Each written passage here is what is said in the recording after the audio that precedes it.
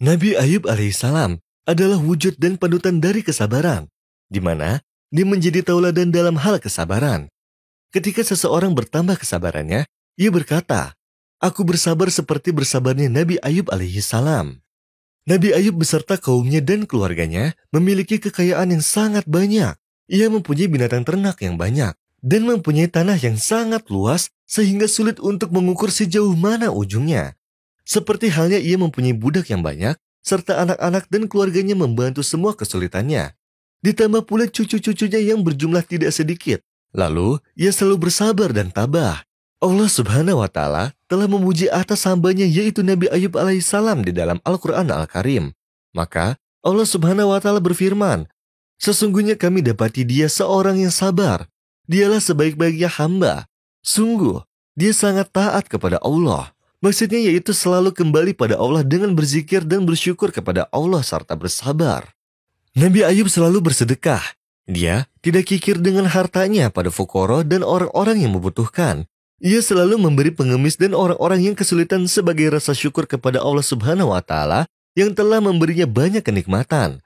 Ia pun berjalan di antara manusia dengan baik dan mendamaikan antara orang yang bermusuhan. Pada suatu hari, ia berjalan lalu melihat dua orang yang salah satunya berkata, "Demi Allah, aku telah memberikanmu 100 dinar dan belum engkau kembalikan." Dan yang lainnya berkata, "Demi Allah, aku telah mengembalikannya padamu." Nabi Ayub pun mengeluarkan 100 dinar dari hartanya dan menyelesaikan perselisihan di antara mereka berdua. Dan ketika orang-orang bertanya padanya, "Kenapa kamu melakukan itu?" Ia pun menjawab, "Aku membenci orang yang bersumpah kepada Allah dalam pertikaiannya."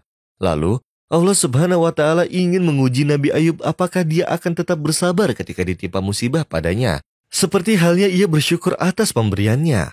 Lalu Allah Subhanahu wa Ta'ala ingin menguji yang soleh dalam hartanya dan keluarganya serta tubuhnya. Lalu hartanya pun menjadi hilang dan ia menjadi fakir. Ia kehilangan seluruh keluarganya dan ia mulai mengetahui makna keesaan Allah Subhanahu wa Ta'ala. Lalu tubuhnya pun sakit keras dan merasa kesakitan sekali.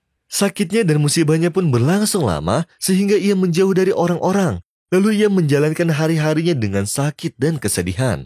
Meskipun begitu, dia tidak lupa akan kesabaran. Kesabarannya mengungguli musibahnya. Lalu datanglah syaitan mengganggu Nabi Ayub seraya berkata, "Wahai Ayub, penyakit ini sebab pegangan dariku.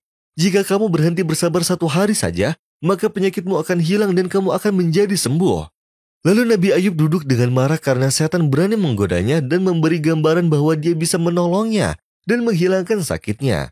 Lalu Nabi Ayub pergi ke gunung berdoa kepada Rabb-nya dan mengeluh padanya atas keberanian setan kepadanya, serta memberikan gambaran bahwa ia dapat menyembuhkannya.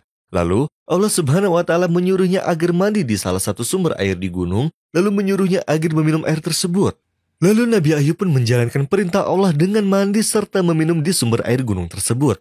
Belum sampai ia meminum tegukan terakhir dari air tersebut, ia merasa bahwa telah sembuh seketika dan penyakitnya hilang darinya. Dan Allah memberikan juga kekayaan yang berlipat untuk memuliakannya.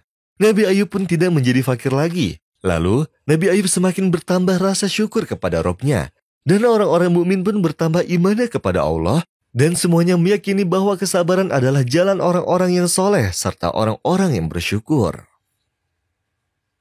واذكر عبدنا